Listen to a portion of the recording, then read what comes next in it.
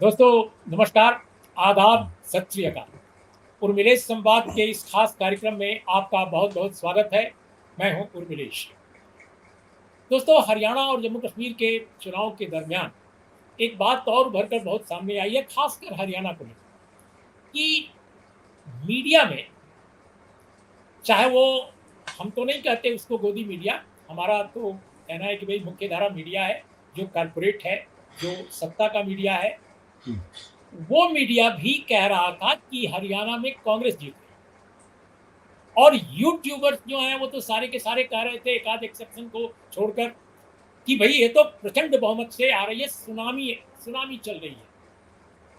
तो चूंकि 2024 के चुनाव में मुख्य धारा मीडिया के जितने सर्वेक्षण थे, जितने एग्जिट पोल थे, जितने आकलन थे, जितने एंकरों की भाषणबाजी थी, सारी गलत साबित हो गई। तो हो सकता है कि यूट्यूबरों का दबाव इस बार मेन स्ट्रीम मीडिया पर भी पड़ा हो, कि मेन स्ट्रीम मीडिया भी वही कहने लगा जो यूट्यूबर्स कह रहे थे। तो हम इसी सवाल पर आज आशुतोष जी से जानेंगे, जो स्वयं वैकल्पिक मीडिया के बहुत प्रमुख पैरोकार हैं। सबसे पहला मेरा सवाल यही है आशुतोष जी, कि इस चुनाव में हमने देखा कि मुख्यधारा मीडिया वही बात कह रहा था जो यूट्यूबर्स कह रहे थे, जिनको आप लोग वैकल्पिक मीडिया कहते हैं। तो मुख्यधारा मीडिया और वैकल्पिक मीडिया में कोई फर्क नहीं रह गया था इस बार, खासकर हरियाणा के प्रेडिक्शंस को लेकर। इसको आप कैसे देखते हैं? और दोनों ही गलत साबित हुए। एग्जैक्टली। अगर आप नतीजों पर नजर डालेंगे तो दोनों ही गलत साबित हुए। देखिए, इसमें बहुत बड़ा बुनियादी सा फर्क है। बुनियादी फर्क इस बात को लेकर यह है कि जो यूट्यूब की जो दुनिया है, उस यूट्यूब की दुनिया में एक बड़ा तबका ऐसा है जो भारतीय जनता पार्टी की पॉलिटिक्स को पसंद नहीं करता है, और वो उनकी पॉलिटिक्स की लगातार आलोचना करता है। और उसका यह आकलन था, और मुझे लगता है वो आकलन काफी हद तक सही था, कि हरियाणा के अंदर कांग्रेस पार्टी की सरकार बन रही है, और यह बात वहां दिखाई भी पड़ रही थी। आप उनकी सभाओं में जिस तरीके से भीड़ नहीं आ रही थी, नरेंद्र मोदी जी ने जो पिछली बार 10 चुनाव सभा की थी, इस बार सिर्फ 4 ही की। पोस्टर से भी नरेंद्र मोदी की छवि को बहुत छोटी हो गई है, बल्कि मैं तो 1-2 पोस्टर देखे जिसमें स्टैम्प साइज की उनकी छवि थी पोस्टर के ऊपर, जहां की पहले लाइफ साइज इमेज हुआ करती थी। जो तमाम ओपिनियन पोल्स थे वो भी इसी ओर कह रहे थे कि वहां कांग्रेस पार्टी की सरकार बनी। जो तमाम एग्जिट पोल थे, यहां तक कुछ तो ये भी कह रहे थे कि वहां 70 सीटें तक भी कांग्रेस पार्टी को आ सकती है। तो वैसी स्थिति में जब वहां तो विपक्ष, तो जो मेन स्ट्रीम मीडिया है वो भी कहने के लिए मजबूर हुआ, क्योंकि सरकार कांग्रेस पार्टी की बन रही है। मेरा स्पष्ट तौर पर मानना है कि एग्जिट पोल, ओपिनियन पोल के आधार पे आप ये निष्कर्ष नहीं निकाल सकते कि दरअसल वो उनमें सुधार आया है। अगर आप उनके अंदरूनी डिबेट को अगर आप देखें तो आपको पता चलेगा कि वो पूरे चुनाव के दौरान वो बीजेपी और प्रधानमंत्री की ही बैटिंग करते हुए दिखाई पड़ रहे थे। वो डिबेट जरूर कर रहे थे, डिबेट में ऑब्जेक्टिव सवाल भी पूछे जा रहे थे, लेकिन उस डिबेट का जो टोन एंड टेनर था वो बीजेपी के समर्थन में था। वहां विपक्ष को ज्यादा गालियां दी जा रही थी। जब विपक्ष अपनी बात कहता था तो उसको जिस तरीके से कैरी फॉरवर्ड करना चाहिए था वो नहीं हो रहा था। और ये ट्रेंड मैं पिछले 10 साल से लगातार टीवी चैनल्स के अंदर देख रहा हूं कि मुद्दा कोई भी हो, उसमें सवाल विपक्ष से ही पूछे जाते हैं, राहुल गांधी से पूछे जाते हैं, नरेंद्र मोदी से सवाल पूछे जाते हैं। इस पर डिबेट क्यों नहीं हुई कि नरेंद्र मोदी जी ने पिछली बार 10 सभाएं की थी, इस बार 4 सभाएं क्यों की? क्या ये डिबेट का मुद्दा नहीं होना चाहिए था? क्या ये मुद्दा नहीं होना चाहिए था कि जो नरेंद्र मोदी अपने रोड शोज के लिए जाने जाते हैं, इस बार हरियाणा में नहीं किया उन्होंने? क्या ये डिबेट का मुद्दा नहीं होना चाहिए कि जो नरेंद्र मोदी पूरी ताकत लगा के चुनाव में कूद पड़ते हैं, वो इस बार चुनाव के दौरान विदेश यात्रा पे थे?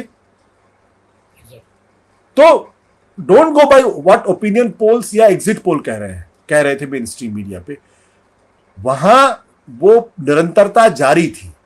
हां, 2024 के लोकसभा चुनाव में हार के बाद उस निरंतरता में थोड़ी कमी आई है, लेकिन वो खत्म नहीं हुई है।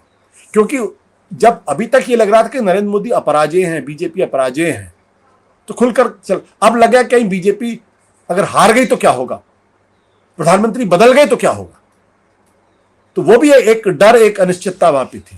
लेकिन मैं तो चूंकि इन चैनलों पे जाता हूं, इसलिए मैं आप ईमानदारी से कहता हूं कि अभी भी वहां पे जो विपक्ष के खिलाफ जो पूर्वाग्रह है वो है, और ये हरियाणा चुनाव के दौरान भी दिखाई पड़ा। जी, सवाल उठता है कि जो सत्ता पक्षी कारपोरेट मीडिया है, जो मोदी भक्त मीडिया भी जिसको आप कह सकते हैं, उससे बिल्कुल अलग जो मीडिया खड़ा है, जिसमें वेबसाइटें हैं, जिसमें पोर्टल्स हैं, जिसमें यूट्यूब है, तमाम।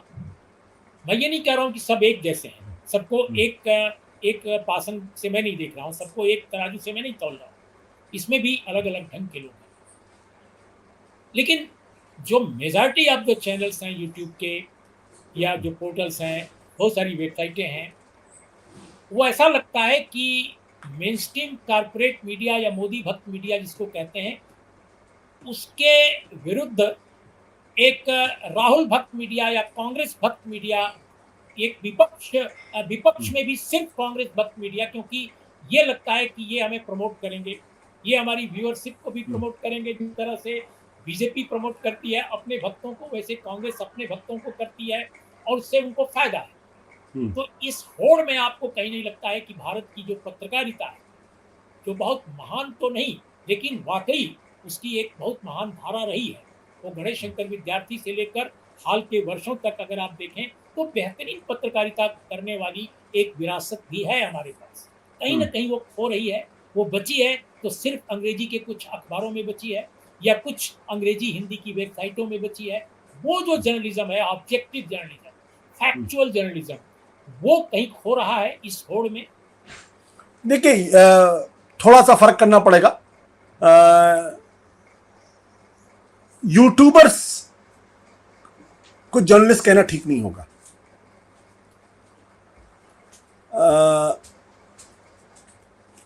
क्योंकि क्या वो अखबार निकाल रहे हैं? पहले जब आदमी मेन स्ट्रीम मीडिया में नहीं होता था तो अखबार निकालता था, बट वो अखबार निकालता था जिसपे खबरें, सारी खबरें होती थी। यूट्यूबर्स अखबार नहीं निकाल रहे हैं। यूट्यूबर किसी एक मसले के ऊपर ज्ञान देते हैं या उसका एनालिसिस करते हैं, उसका विश्लेषण करते हैं और 10 मिनट के अंदर उस पूरी कहानी कहने की कोशिश करते हैं। लेकिन जो अखबार निकालने की जो बात है, जिस तरीके से होना चाहिए वो नहीं हो रहा। इसलिए मैं यूट्यूबर्स में और जर्नलिस्ट में फर्क करता हूं। उसमें हमारे बहुत सारे साथी हैं जो बहुत अच्छे जर्नलिस्ट रहे हैं, अभी भी अच्छे जर्नलिस्ट हैं, लेकिन वो अखबार नहीं निकाल रहे। वो अपने किसी एक मसले पर अपनी एक एडिटोरियल टिप्पणी दे रहे हैं।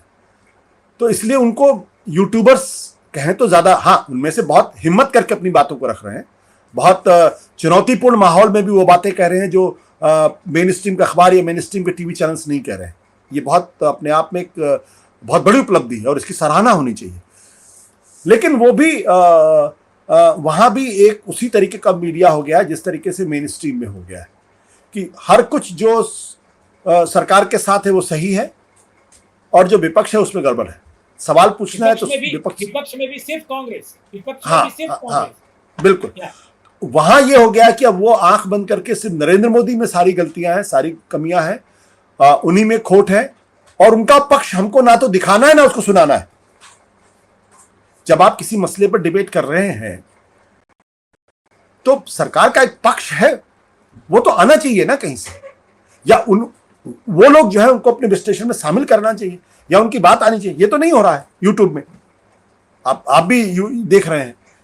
तो मैं उनको दोष नहीं दे रहा हूं, मैं कह रहा हूं कि वो बहुत अच्छा काम कर रहे हैं, इसमें कोई दो राय नहीं।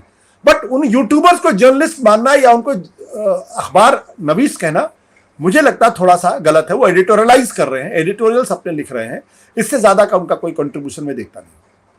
मतलब आप उनको मीडियाकार बोल सकते हैं, पत्रकार नहीं।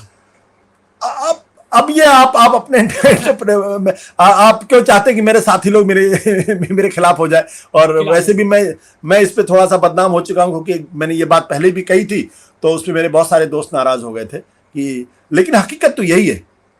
या तो आप सुबह से लेके जैसे टीवी चैनल चलता है, खबरों पर रिएक्ट करते हैं, खबरें चलती हैं, या जिस तरीके से अखबार चलता है, वो तो नहीं है वहां किसी एक चीज को पकड़ लेंगे, फिर अगर उसमें व्यूज मिल रहे हैं तो पता चला वो 10 दिन तक लगातार उसी पे खींचते रहेंगे।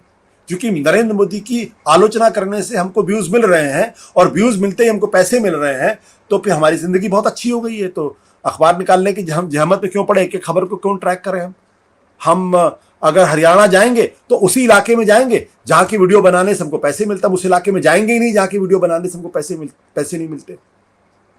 तो आप उनको जर्नलिस्ट कैसे कह सकते हैं? ओके, बहुत बहुत शुक्रिया, बहुत धन्यवाद। तो दोस्तों नमस्कार, आदाब, सत श्री अकाल। आप जरूर बताइएगा आपको हमारी ये चर्चा कैसी लगी, और हमारे चैनल को आप शेयर करें, सब्सक्राइब करें, और अपने दोस्तों को भी कहें कि वो इस नए चैनल को देखें। अपेक्षाकृत नया चैनल है। आज बस इतना ही, नमस्कार।